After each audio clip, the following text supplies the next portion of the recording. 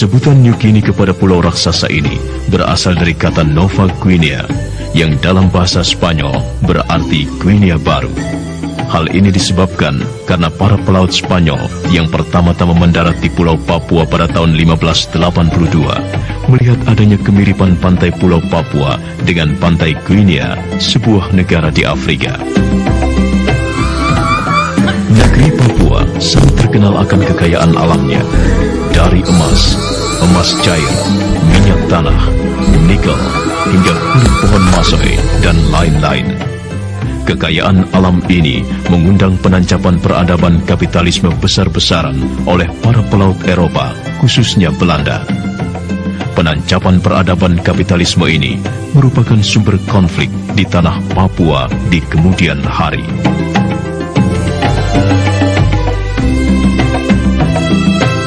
Pada umumnya, bangsa Papua memiliki satu kultur yang mampu melestarikan keberadaannya selama berabad-abad, yaitu sikap untuk mengatur diri sendiri. Sikap dasar ini selalu ditunjukkan oleh bangsa Papua saat berhadapan dengan pihak-pihak lain, seperti pemerintah kolonial Belanda, kaum misionaris, pedagang, dan pendatang pada umumnya. Dalam budaya masyarakat Papua, dikenal berbagai cara dalam menyatakan ketidaksetujuan seseorang terhadap suatu hal, mulai dari memprotes secara terbuka, melarikan diri, bersikap acuh tak acuh, menyendiri, dan paling ekstrim, melakukan perlawanan fisik.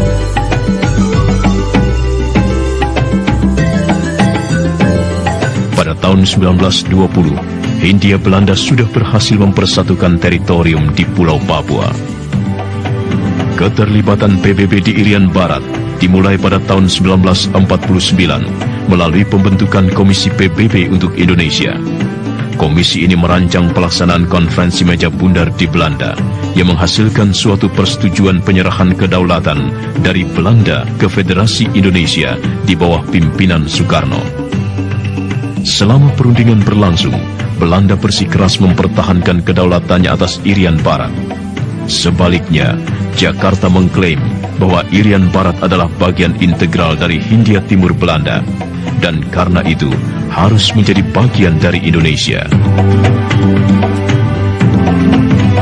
Ketika persengketaan tentang Papua semakin sengit, pada tanggal 1 Desember 1961, pemerintah Belanda menyetujui pendeklarasian kemerdekaan Papua di Hollandia, kini Jayapura, seperti yang telah dinyatakan dalam New Guinea Rad.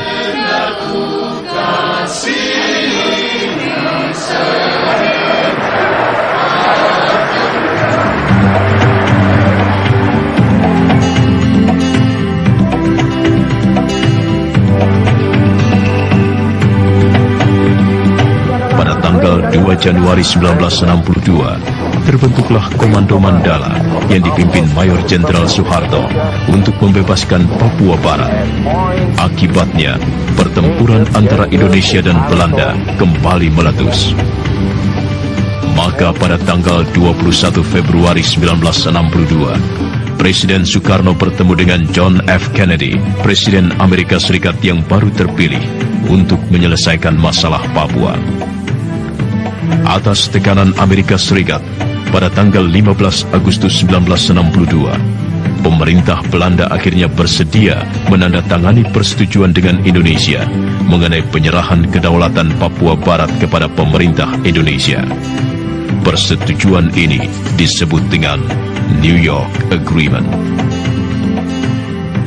Namun, isi New York Agreement yang antara lain termasuk penentuan nasib sendiri bangsa Papua untuk memilih apakah mereka ingin tetap bergabung dengan Indonesia atau tidak pernah dipersoalkan.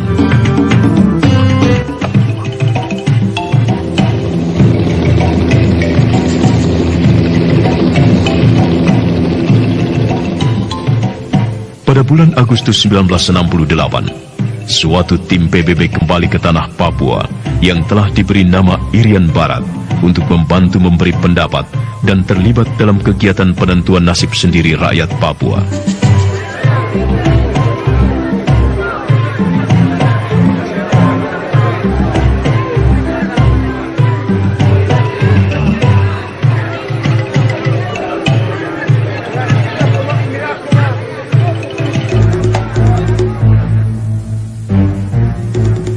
pemerintah Indonesia yang merasa tetap memiliki hak absolut untuk menjaga keamanan internal, lalu menempatkan pasukan-pasukan militernya dalam jumlah besar di seluruh tanah Papua pada tanggal 1 Mei tahun 1963. Kehadiran aparat keamanan di tanah Papua pada kenyataannya malah mengancam dan meresahkan bangsa Papua ketika hak-hak asasi dan politiknya justru terus-menerus dilanggar.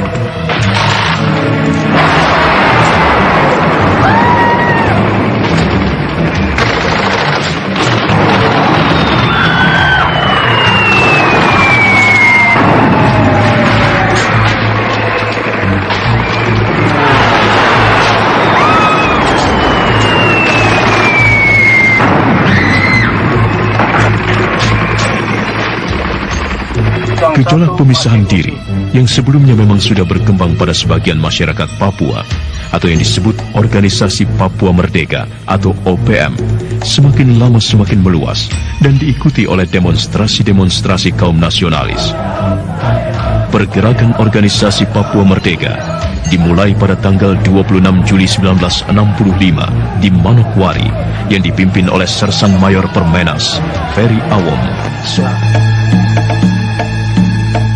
Pendekatan pembangunan selama Orde Baru yang menempatkan masyarakat Papua hanya sebagai objek justru semakin melahirkan sentimen anti-Indonesia yang semakin terakumulatif hingga menjadi suatu self-defeating power bagi masyarakat asli Papua Barat.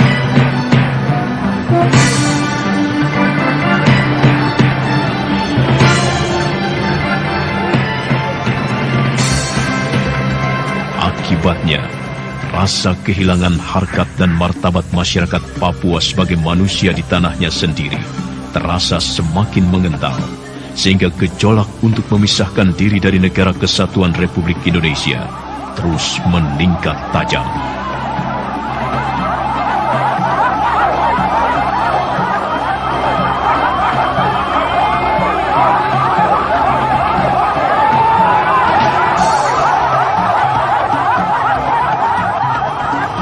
Di samping itu, banyak kalangan yang salah persepsi atau bahkan tidak paham mengenai akar persoalan di Papua Barat yang antara lain diakibatkan oleh terjadinya penyimpangan-penyimpangan pada sejarah Papua. Fakta sejarah membuktikan bahwa wilayah Papua Barat tidak termasuk wilayah Indonesia atas beberapa sebab, yaitu Papua Barat telah menjadi bagian dari Kerajaan Belanda pada tanggal 7 Maret 1910 dan tidak lagi menjadi wilayah Hindia Belanda yang berkedudukan di Batavia atau Jakarta selama 350 tahun. Pada tanggal 23 Agustus 1956, dalam perubahan Undang-Undang Dasar Belanda, tanah Papua atau New Guinea telah menjadi bagian dari Kerajaan Nederland. Berdasarkan pidato Presiden Soekarno di depan sidang PPU PKI dan PPKI pada tanggal 11 Juli 1945, bahwa Indonesia merdeka hanya meliputi Sabang atau Aceh sampai ke Amboina atau Maluku, sedangkan tanah Papua Barat tidak dimasukkan atau di luar wilayah hukum RIS atau RI.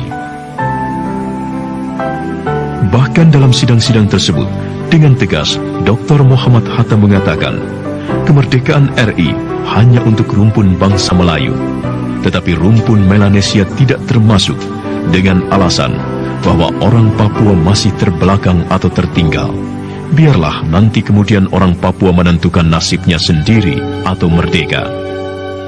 Presiden terpilih Abdurrahman Wahid kemudian membuka wacana baru, yaitu dengan mengizinkan pengibaran bendera bintang kejora pada peringatan Hari Kemerdekaan Papua pada tanggal 1 Desember 1999.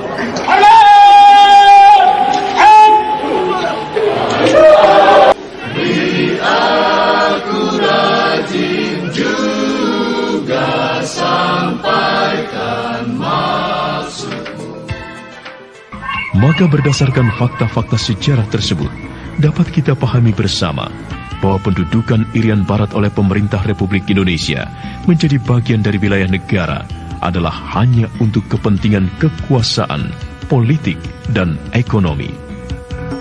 Orang Papua bahkan tidak pernah terlibat dan dilibatkan pada masa-masa awal perjuangan dan persengketaan bangsa serta perumusan perjanjian politik. Seperti misalnya, tidak terdapat suatu kekuatan hukum RI apapun yang mengikat bangsa dan bumi Papua sejak awal perjuangan hingga tahun 1999. Konferensi Meja Bundar pada bulan Desember 1949 di Den Haag dan New York Agreement pada 15 Agustus 1962 di Amerika antara pemerintah Republik Indonesia dengan Kerajaan Belanda, serta Roma Agreement antara pemerintah Kerajaan Belanda, Republik Indonesia, dan Amerika Serikat. Penolakan bangsa Papua terhadap pemerintah RI telah dimulai pada tahun 1951 dalam sikap pernyataan yang terdiri dari 16 pasal yang ditandatangani oleh para tokoh dan pemimpin Papua jauh sebelum terjadi pepera.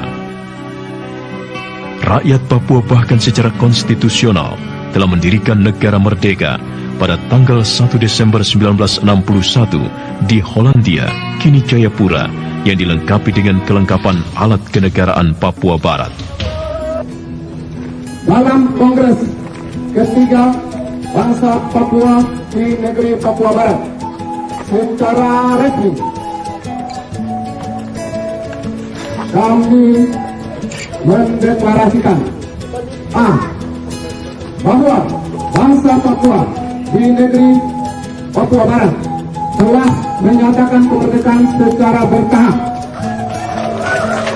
sejak 19 Oktober 1991 dan mendapat legitimasi dari pemerintah Nederland di dunia atas nama Sri Baginda Ratu Kerajaan Belanda pada tanggal 1 Desember 1961.